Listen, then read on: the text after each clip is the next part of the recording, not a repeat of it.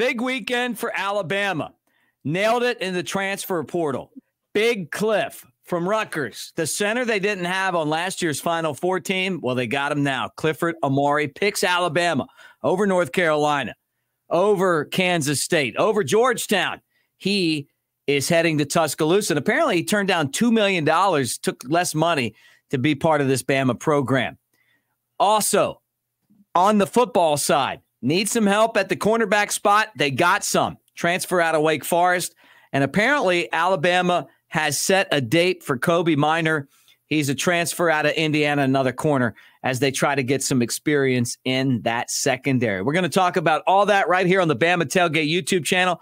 Make sure you guys like and subscribe. Also, do us a solid, man. Give us a thumbs up. That's a great way of saying roll tide. Hit the bell so you know when we're going. And also, share with your Alabama friends.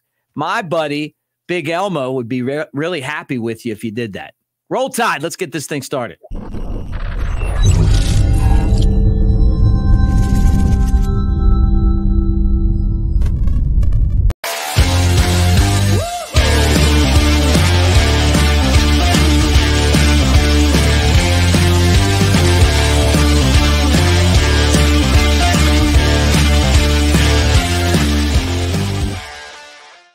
What do you say, everybody, with big sexy Elmo? There he is right there. Pop it up. Boom. From the Brett Elmore Show, I'm Mick Gillispie, and a happy Monday to all of you guys. And, you know, I'm a morning person, and look at all the energy I'm bringing thanks to amazing coffee beans and a big weekend of Alabama in the transfer portal. And let's get right into it, Elmo. There it is right there. We talked about it yesterday. You broke the news right here on the channel. Rutgers transfer, Clifford Omoruyi picks Alabama, the Crimson Tide basketball program. What you got? Finally, we got us a big man in the middle that can work at 6'11", transfer from Rutgers, committed yesterday. Big news is everything went down to the wire from all indications picking between Alabama really and North Carolina. So he's a fourth transfer in for Coach Oates. But probably the most important, Mick, because I tell you, and we talked about it during the season. We saw it really during the season. We had trouble, big time trouble, against big men. Arizona, we had trouble against them. We had trouble against Purdue. Had trouble against Creighton. You know, if Bediaku wouldn't have left, we may have won the entire thing. But we were liking that big man underneath, and we finally got him. We got a guy that could really do it. Omoruyi is a guy that he averages about 13 points a game, 9.5 rebounds, and a couple of blocks per game. So big guy underneath. One of the most sought after bigs, and he's coming to Tuscaloosa. That's a great sign. I mean, and this may be the end of the basketball roster. I mean, I talked about the center from Kentucky. On3 said that they thought he was 90-some% coming to Tuscaloosa. I believe him, and I'm still not saying he isn't until he officially commits somewhere else, right? And maybe that's happened, but I haven't seen it yet. But getting Omoruyi sought after. And who knows? I mean, this Alabama basketball roster, and every roster in basketball has been fluid, but this is a big pickup for Nate Oats. And the guy turned down $2 million to come and play for Alabama. Yeah, there were reports it was close to $2 million. It was a lot of folks said it was $1.7 million, but he was quoted as saying that he loved the style of play, the NBA style, and he thought that this was best for his future. Playing for Alabama, and that just speaks huge volumes about where we are basketball-wise. We're beating the Blue Bloods. We're beating North Carolina. Yeah. I mean, we're beating them on the hardwood and in recruiting and transfers. That's right. This is a great time to be an Alabama basketball fan, and I'm excited about it. I mean, this roster is so stacked that this – especially if Sears comes back, this team could be a preseason number one. Yeah, I mean that is legit, and that is. Has that ever happened? I mean, it's like this is a time in basketball.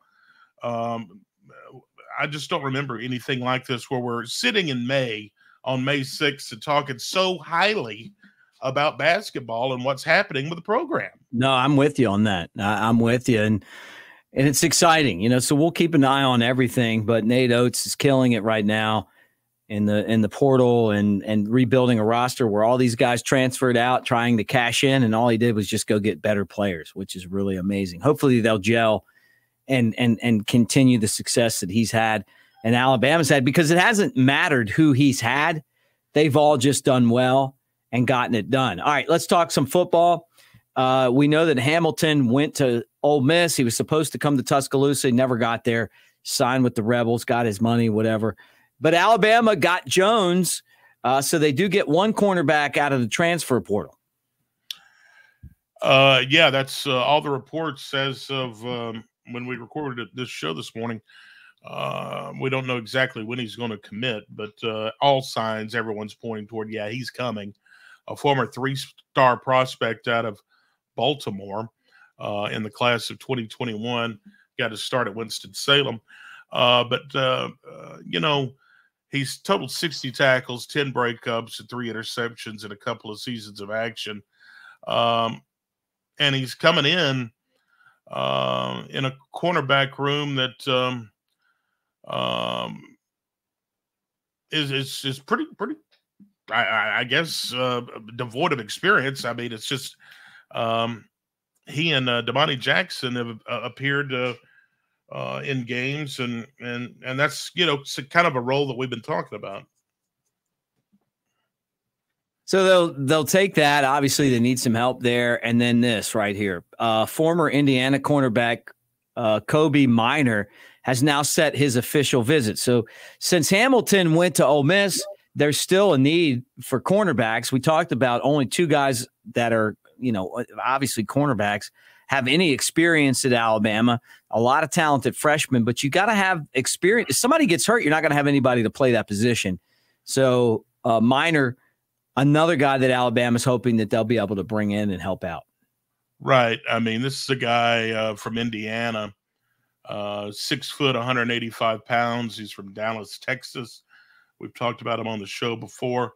This past season, he had 20 solos, 9 assists. 2022, 9 solos and 3 assists. So he really stepped up his game last season there at Indiana, and he's hit the portal. He's set an official visit, so he's coming to T-Town, and we'll try to get him on the hook there. All right, we'll try to get him on the hook, and we got you on the hook right now. Big weekend, Brett. Big weekend of Alabama recruiting. Didn't start out the way we wanted it to with Hamilton going to the Rebels, but you knocked down Omoruyi, you knocked down Jones, now you got Minor coming to town, and so that is good. But what do we have going on the May the 6th? May the 6th. First of all, let me ask you a question. Ask me something. How was your Cinco de Mayo? Yeah, it was good, man. Instead of margaritas, which I'm going to make up for later this week, I had just regular light beer, but I celebrated. I watched Javier Assad pitch for the Cubs, okay. A guy who's from Mexico, and he dominated, and I think he got the dub for the Cubs, and that was a great thing. And then watching Alabama knock down these guys in the transfer portal is exciting, knowing that the big high school recruiting, period is coming up. So I'm pumped, man. I mean, I feel really good about it. I honestly am still just in awe about how good Nate Oats is and how lucky we are to have him. And the fact that we got him signed, like we just paid him so much money. We got the buyout's too high for him to leave. Let's see if we can't get a national championship in basketball. And I love college basketball. We just never had anything to cheer about until now. So now we do, and it's a lot of fun. And I'm so stoked about it. And I can't wait to go watch games at Coleman Coliseum. Even though I think it's a dump, we go there. We'll make it good. And I can't wait for this basketball season to start. But we got football before that, so I'm excited about that too. So we got a couple good things going on, and there's only one. There's one thing that I can say about everything right now, Brett. Blitz, Bama, blitz. That's right. Dunk, Bama, dunk. I'm excited about it too. And how about Coach DeBoer saying, "Hold on just a second, you're getting all the news there, Coach Oates. I've got to land somebody quick." And he breaks news too that we're getting a guy. So yeah, those two are a perfect combination there in Tuscaloosa. It seems like. And a quick question before we get into the birthdays and all that for today: who wins a national championship first? Football or basketball? Nate Oats or Kalen DeBoer? Man, that's a good question. That's a good one, isn't it? I mean, I'm going to go with DeBoer. I mean, he lost the championship game last year, and even though he's a super nice guy, I feel the hunger that he has to win, and the program is set to win. It's harder to go through the NCAA tournament. It's just a hard tournament. I mean, it's not. It's like no other sporting event. Alabama's players know what it takes in football to get there and win. Basketball does too. I mean, it's not a runaway, but I would take DeBoer. Yeah. I would probably take DeBoer too, just because of the fact of the tournament the way it is. Yeah. You're right. It's just so every year you have upsets, and man, I would go with DeBoer too. Yeah. Anyway, today's the 6th day of May, 2024. Bob Seger is 79 today. Dude, I love Bob Seger, man. The Silver Bullet Band. Yep. I remember when Bob Seger was like the hottest, performer.